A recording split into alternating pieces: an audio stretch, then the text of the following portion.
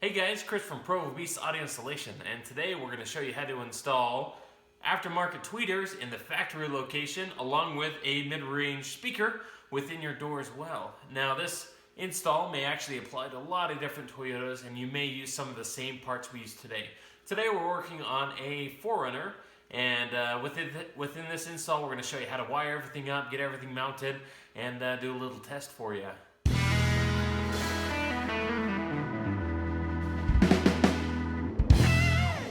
This video is sponsored by NVX Audio, your location for high-quality car audio components.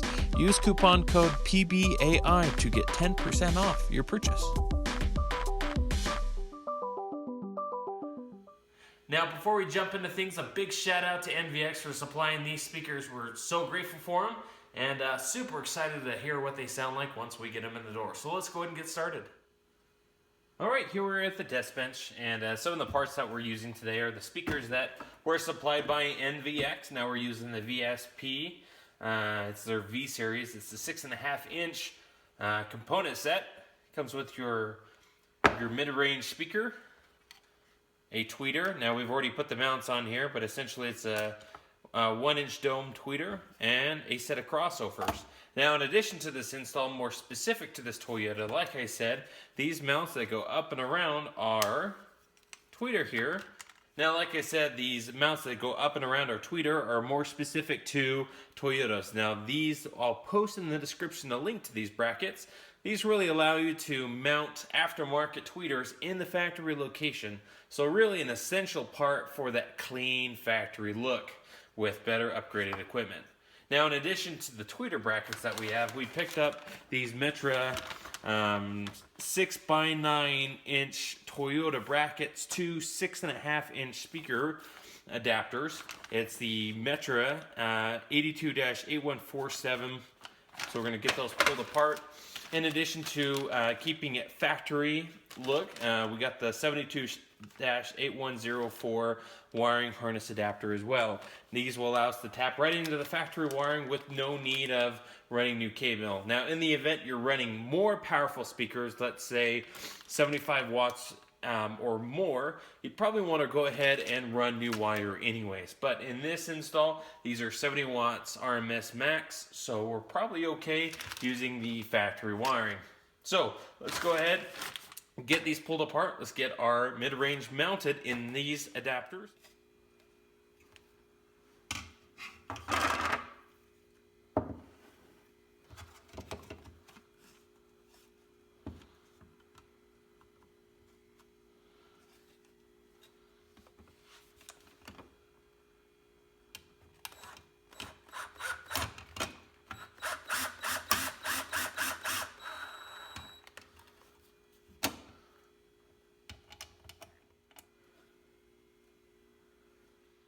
Now these tweeter brackets will actually bolt right into the factory location. What we'll do is pop these in. Now this is a 2-inch hole, so if your 1-inch tweeters plus the actual flush mount is around 2 inches, these adapters will work great. You can actually get different sizes depending on the tweeter that you get.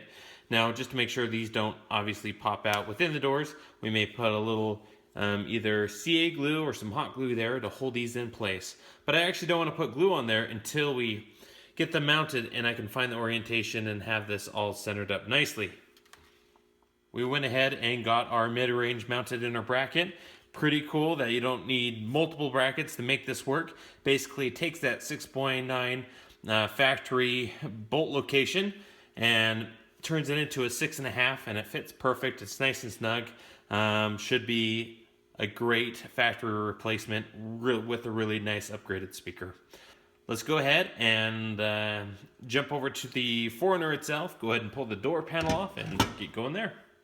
Now we actually already uploaded a video on how to replace speakers on a 4Runner like this, so we're not going to really spend the time to show you how to take everything apart. I'll post in the description a link to that video in case you want more detailed step-by-step instructions of how to pull this door panel off. But I'm just going to go ahead and get things going.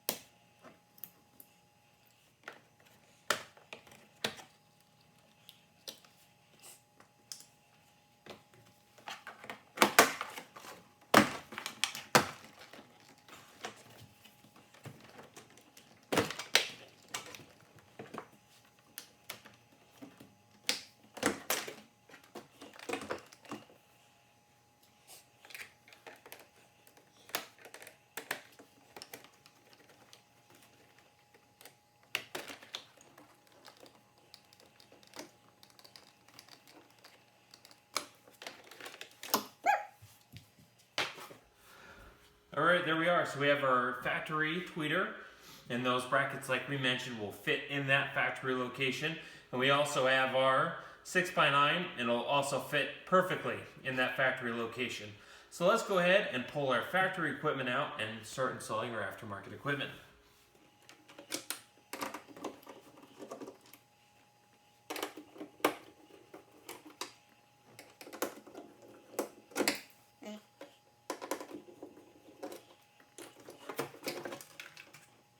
Seen better days?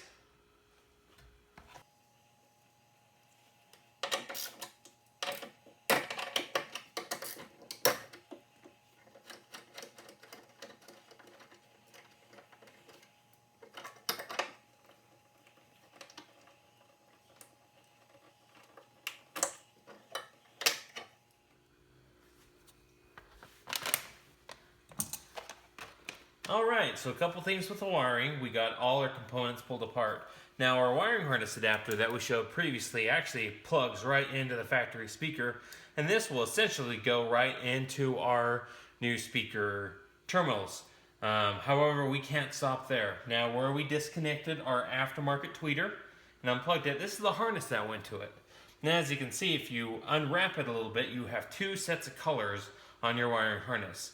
The set that's actually the input coming in from the vehicle is this set right here. Now it's your red is your positive and your white is your negative.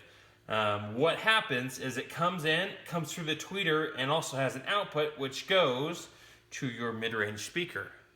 So your positive is your red, this is the input, and so your positive is your red, your negative is your white. This is the input from the vehicle. And then this is the output to the mid-range. We have our positive, which is our green, and negative, which is our blue. So keep that in mind. What we're going to do is we're going to actually cut this harness off, and we're going to mount our crossover to the interior part of the door. Hopefully this will be long enough to go right into the crossover itself. Again, input, and then this will be our output to our mid-range. Our tweeter then also will connect right into that crossover at that point as well. So go ahead and get your wiring taken care of.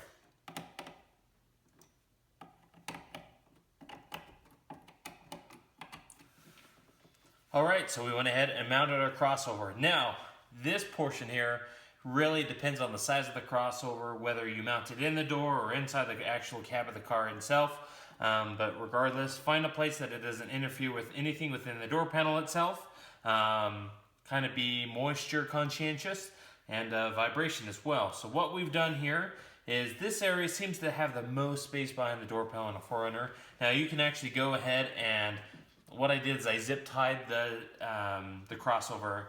Please note that this is just one way to do it. If you really want to mount it, by all means do so. You could probably mount it right to the door panel here. There's a little bit more space here. It kind of just depends on your configuration.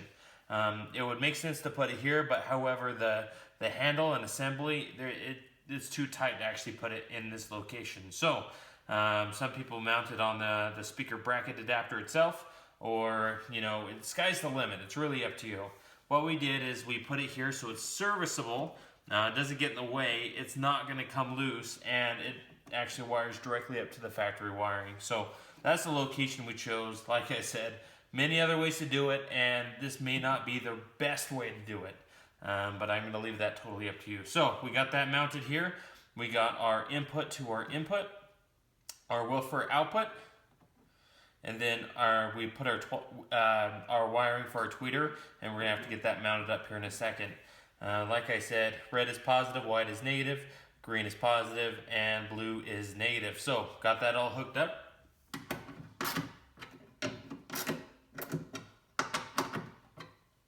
Nice.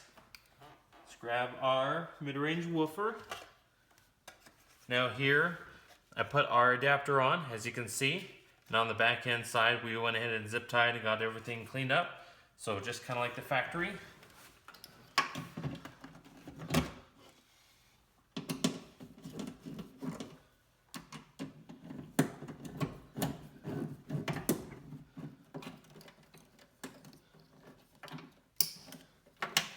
We got our tweeter, our mid-range woofer, crossover is all mounted, wiring's all cleaned up, everything's zip tied and really put away. At this point, let's do a test and get the door panel back on.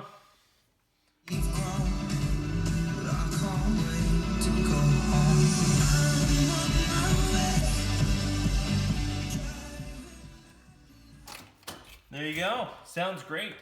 Everything's hooked up right. We know there's no distortion. We know where all the wires go. So essentially, we're good to go here. So let's go ahead and get the door panel back on, and we're just about done.